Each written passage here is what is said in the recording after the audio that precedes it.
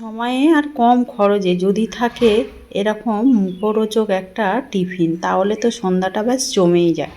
নমস্কার বন্ধুরা, কাজল ভিলেজ কিচেনে সকলকে স্বাগত জানাই। রোজকার মতো আজও রান্নাঘরে চলে এলাম। আজকের রেসিপি প্রথম থেকে লাস্ট পর্যন্ত দেখতে থাকুন, আশা করছি ভীষণ ভালো লাগবে। তো চলুন তাইলে শুরু করা যাক। একটা কড়া গরম হতে বসিয়ে দিয়েছি, কড়ার মধ্যে দিয়ে দেবো আমি তেল।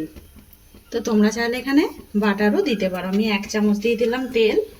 তেলটা যখনই গরম হয়ে যাবে দিয়ে দেব আমি এইভাবে একটা টুকরো করে নেওয়া পেঁয়াজ, বেশ একটু লম্বা করে কেটে মাঝখান থেকে একটু ফাঁকা করে নিয়েছি। পেঁয়াজটাকে দিয়ে হালকা একটু নাড়াচাড়া করে নেব। এবারে এখানে দিয়ে দেব আমি আধ ঘন্টা মতো গাজর নিয়েছি। এই গাজরটা এইভাবে লম্বা করে কেটে নিয়েছি। কেটে নেওয়া গাজরটাও আমি এর মধ্যে দিয়ে দেব। টমেটো নিয়েছি একখানা, এইভাবে লম্বা করে টুকরো করে নিয়েছি, দিয়ে দিলাম কেটে নেওয়া টমেটো। আর এখানে একটা কাঁচা লঙ্কা দিয়ে দেব ঝালের জন্য। দিয়ে সমস্ত উপকরণগুলোকে হালকা একটু নাড়াচাড়া করে নেব। তো তার আগে অল্প একটু সামান্য লবণ দিয়ে দেব, যাতে করে সমস্ত সবজিগুলো একেবারে নরম হয়ে যায়। সমস্ত সবজিগুলো বেশ কিন্তু সুন্দরভাবে নরম হয়ে গেছে, একেবারে কিন্তু রং যায়নি। এইভাবে নরম করে একটু ভেজে নিতে হবে। এবারে আমি একটা বাটির মধ্যে ঢেলে নেব।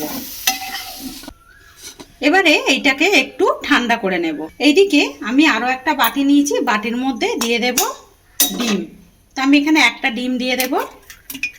তো সন্ধ্যার টিফিনের জন্য কিন্তু দারুণ মজার আছে। এবারে ডিমের মধ্যে দিয়ে দেব আমি আগে থেকে এইভাবে বড় গেটারের সাহায্যে গেট করে নিয়ে এটাকে দুবার জল ঝরিয়ে ধুয়ে রেখেছি। আর জলটাকে আমি ছাঁকবো না, এই অবস্থাতেই ডিমের মধ্যে দিয়ে দেব। এবারে দেবো এতে স্বাদ মতো লবণ বা মাপ মতো লবণ দিয়ে দিলাম। স্বাদ মতো লবণ বা মাপ মতো লবণ দিয়ে দেবো 1/2 চামচের মতো গোলমরিচ গুঁড়ো।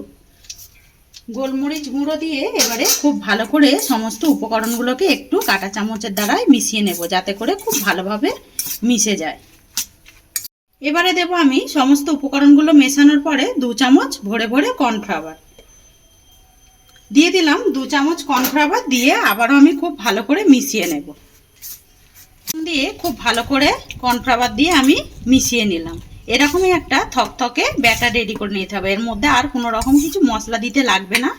অপরদিকে তাওয়াটা ফের গরম হতে বসিয়ে দিয়েছি, ওর মধ্যে একটু তেল ব্রাশ করে দেবো। হালকা একটু সাদা তেল ব্রাশ করে দিচ্ছি, তোমরা চাইলে এখানে বাটারও ব্রাশ করে দিতে পারো। সমস্ত আলুর যে গোলাটা গুলেছি এর মধ্যে আমি দিয়ে দেব। আজকে টিফিনের রেসিপি আপনাদের কিরকম লাগবে অতি অবশ্যই কমেন্ট করে জানাবেন। খুব ভালো করে আমি তাওয়া চারিদিকে এইভাবে একটা থালার আকারে করে নেব।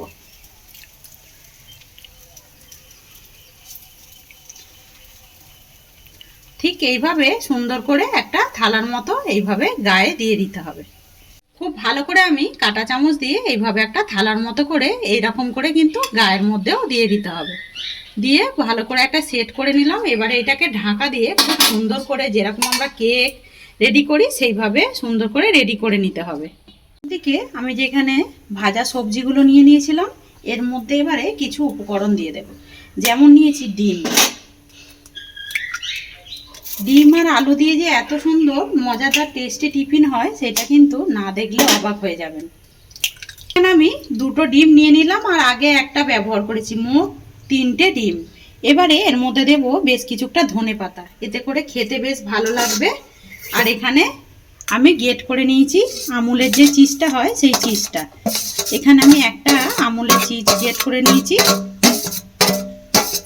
এবারে এখানে আমি বেশ কিছুটা শুকনো লঙ্কা নিয়েছি, এটাকে এইভাবে ছোট্ট করে টুকরো করে নিয়েছি, দিয়ে দেব শুকনো লঙ্কা। এবারে এর মধ্যে দেব স্বাদ মতো লবণ। যেহেতু 2টো ডিম দিয়েছি, আগে কিন্তু সবজিতে আমি লবণ দিয়ে দিয়েছিলাম, ডিমের মধ্যে দিয়ে দিলাম লবণ। এবারে দেব গোলমরিচ গুঁড়ো। গোলমরিচটা অতি অবশ্যই দিতে হবে, না হলে কিন্তু টিফিনগুলো খেতে ভালো লাগবে না। এবারে সমস্ত উপকরণগুলো ডিমের সঙ্গে খুব ভালো করে এইভাবে ফেটে নিতে হবে। সমস্ত উপকরণগুলো বেশ গোলমরিচ গুঁড়ো দিয়ে মিশিয়ে নিলাম। সবজিগুলোও কিন্তু সুন্দরভাবে বেশ নরম হয়ে গেছে। অপরদিকে 10 মিনিট হয়ে গেছে, আমি এটাকে লো টু মিডিয়ামে রান্না করে নিয়েছি। কত সুন্দর দেখুন আলুগুলো গা থেকে ছেড়ে আসছে। এইভাবেই সুন্দর করে 10 মিনিটের জন্য ঢাকা দিয়ে দিতে হবে। এবার আমি যে গোলাটা গুলেছি এটা ঠিক মাঝ বরাবর এটাকে এর মধ্যে দিয়ে দেব। এবারে চারিদিকে এইভাবে আমি সুন্দর করে এভাবে সেট করে দেব। আজকে টিফিনের রেসিপি কে কোথা থেকে দেখছেন অতি অবশ্যই কমেন্ট করে জানাবেন।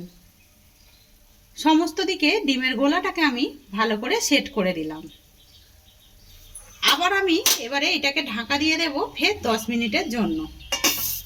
10 মিনিট পর ফিরে এলাম। টিফিনটা দেখুন কতটা সুন্দর হয়েছে। একদম সন্ধ্যাবেলায় কিন্তু বাচ্চা থেকে বড় সবাইরই কিন্তু জমে যাবে।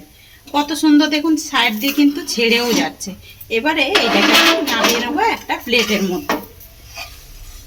সুন্দরভাবে কিন্তু উঠে গেছে, আর নিচের দিকটা দেখুন একদম সুন্দরভাবে কিন্তু বেশ ভাজাও হয়েছে।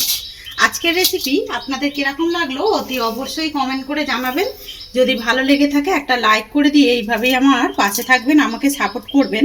আমার এরকম নিত্য নতুন রান্নার জন্য পাশে থাকা বেল আইকনটি প্রেস করবেন। সবাই ভালো থাকবেন, সুস্থ থাকবেন, ধন্যবাদ। আবারও কোনো নতুন রেসিপি নিয়ে ফিরে আসবো। আজকের মতো এই পর্যন্ত।